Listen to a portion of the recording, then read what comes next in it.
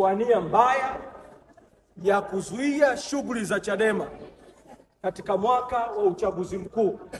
Ilikuwa ni mbinu ya Samia Suluhu, CCM na mamluki wanaotumika nao.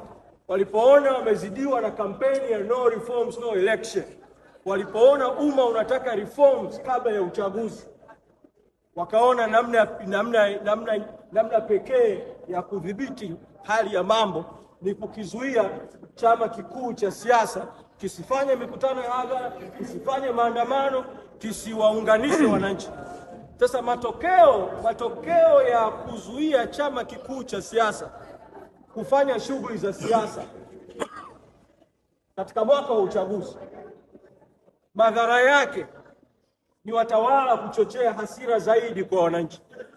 Unataka kusema kwamba katika matukio ya mauaji ya tarehe 29 mwezi Oktoba na baada ya hapo na matendo mengine ya uvunjaji wa haki na uovu yaliyotokea baada ya hapo, watawala waliokizuia chama kikuu cha siasa kufanya siasa katika mwaka wa uchaguzi wana damu katika mikono yao kutokana na hayo yaliyotokea. Asante sana.